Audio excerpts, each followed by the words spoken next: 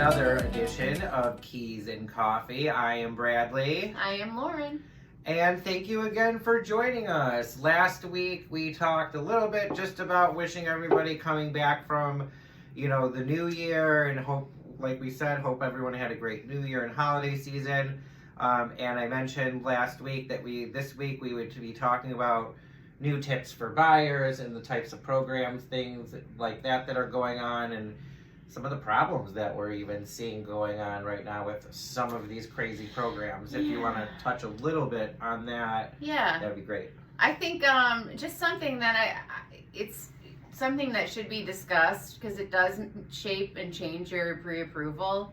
And it's something that's relatively new over the past few years, are these buy now, pay later apps. What is that?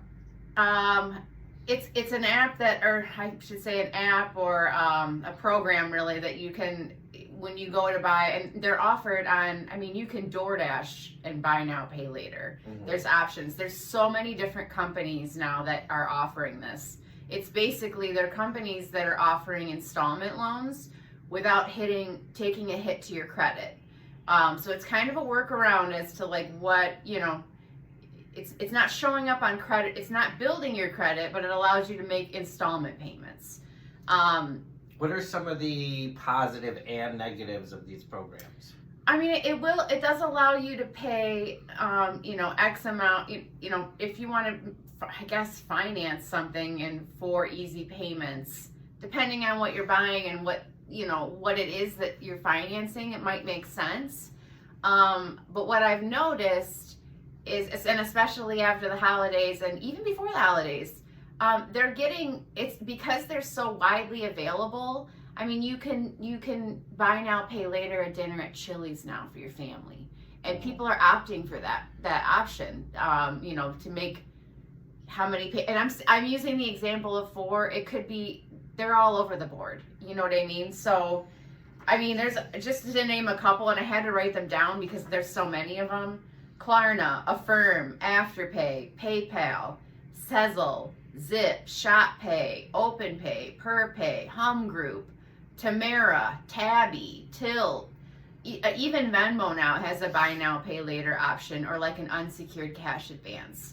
So, and I bring this up because when we initially do a pre-approval and a loan officer looks at your debts compared to your income, we pull usually they'll pull a soft credit pull, which is what we do to start the process. Doesn't have an impact on your credit, but it gives us an insight as to where your credit scores are and where your debts fall, and we can compare that to your income to find out just how much purchasing power you have. Now, the workaround with these programs, they don't report to credit reporting agencies. So they're not reporting to the bureaus. So we don't see them. So when a loan officer asks for documents up front, it's not because you're, not a solid, we're doing this more and more now because it's imperative to see these on, the only place it will show up is a bank statement. Mm-hmm. And underwriters are so keen to catching this now. They're paying more attention. They've always been scrutinous of bank statements, but they're more scrutinous of this now than ever. And it's a day-to-day adjustment of figuring out which new ones are out there, what names we're looking for. Basically, they're looking for any kind of reoccurring payment to anybody. And I've actually had a couple of deals fall through because of these buy now, pay later programs. It makes a difference. If you have, and that's the thing, you could have 17 Affirm accounts. So asking for a statement to show one doesn't mean that it can be quite a mess. So if it's absolutely necessary from in your situation to use one of these or utilize this buy now, pay later, by all means, but understand it will have an effect on, and you don't want a hiccup last minute when you're writing an offer at you're making one of the biggest moves of your life when you buy a house. And if something like that, a little hiccup can throw things off that much, it's kind of catastrophic. Mm-hmm. Now, it's not, the problem is, I think what I've seen is that people have multiple of these accounts. So they'll have a Klarna, Affirm, they'll have multiple Affirms or multiple Klarnas or Afterpays or whatever. So it's not just because you could, finance a purchase from Alta and then go out to dinner and finance that. So they're all separate accounts that you're financing. There are circumstances like if you are going conventional, if there's less than 10 payments left on the installment loan, we can exclude it. So there is, it's not like it kills the deal if you have to use one of these apps. With FHA, it's got to be less than 10 payments and less than 5% of your gross income. So a little bit more of a guideline or a hiccup, I guess, to get over. So it doesn't necessarily always kill a deal, but it can very easily and very quickly. And it's something that we don't have the foresight to see because they don't report to these bureaus.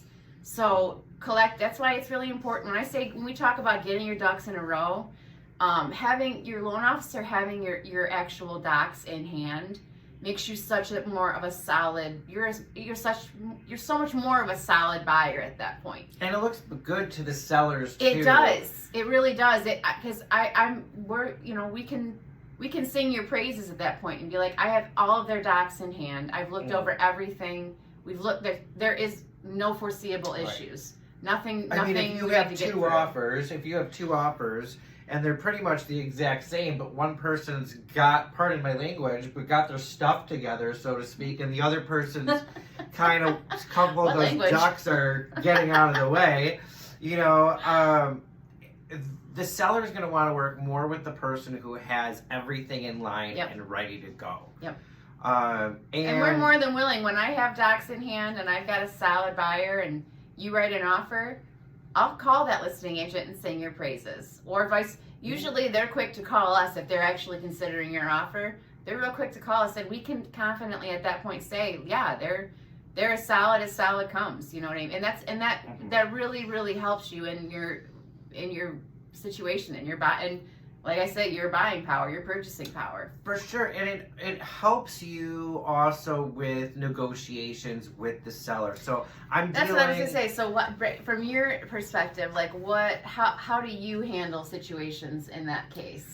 So, there's so many different tips and tricks about how to either delay or to tie up things to make things go a little bit smoother. Sure. And please, if you have any questions about some of that, because every situation is going to be different, give me a call. We can definitely talk through a few things. But back kind of what you're saying is having that buying power. If you have the buying power and you have everything in a row, and you have a good realtor who has a good relationship with other realtors. Key. That's very key. It's very important. So currently, right now, I have a buyer who wants to buy a place, but she cannot move in until June, July. And I told her, I'm like, listen, you never know when that dream house or the house that you were looking for pops up. It may pop up before you're ready to actually move into that house. Yeah. So, but one of the things that you can do is if you have a good realtor and that realtor has a good relationship with not only a loan officer but other realtors, then you can do certain things like you can either delay occupancy, or one of the things that I told my buyer to do is talk to your HOA, talk to the head of whatever, whether you're leasing a condo or an apartment, but talk to whoever's in charge and see if what you can do is get sublet. You can bring in a roommate so that if you do get this house 3 months earlier than you want to move in, you're not going to be bogged down with 2 payments. If you are able to sublet and bring in somebody to take the brunt of some of those payments, then you can move into your new place sooner, or you can stay in that place with that person until whatever work you want to do on the place, if you do. Sure. So there's so many different tricks and trades to do that. And, if you are working with a good realtor who has a good relationship with other realtors. Key, very key there. those two people are going to work together for your benefit and for their client's benefit. If your buying power is strong and they know that no matter, you are not pulling out of this deal, but you cannot get into this place until later, they are going to work with you to, you can push out closing dates. And by doing some of these things on a normal basis, people might be like, I don't want to work. They keep pushing, a closing date or something like that. But if you have if you're working with good people who are working for you and not just... Communication is everything. Is key. It really is. And if I talk to the seller's agent and let them know what my client situation is, they're going to talk to their client and be like, listen, they're not going to pull this deal. They still want to make this together work. We just need to give them some time to make it work. And you'd be so amazed how far communication and good and proper communication goes in this business. Yeah, it's all about ease of mind. I mean, you want to give somebody peace of mind. You don't want the seller or the seller's agent to start getting nervous that there is an issue and that they're maybe not getting the full side of the story. Being upfront, having that line of communication, and having a good agent that knows how to negotiate and knows how to work, will work for you on your behalf. I mean, we said that from day one on our first video. It is it's the steering wheel for your whole transaction. And chances are, unless you buy a company or on average, this is the biggest purchase anyone an average person makes in their lifetime. It's the biggest deal you're going to make. So you want somebody that's going to help you navigate that with honest, open, and effective communication. That right. is it really makes things, and that comes from a realtor and a loan officer aspect. I mean, that comes across the board. I think that's really, really important. Mm-hmm.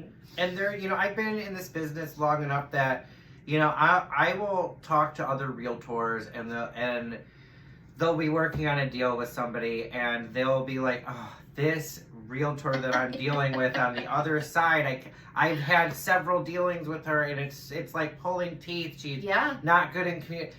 It makes things get off track and not go smoothly, but communication, we are in a relationship business. Absolutely. We try to maintain these relationships with people.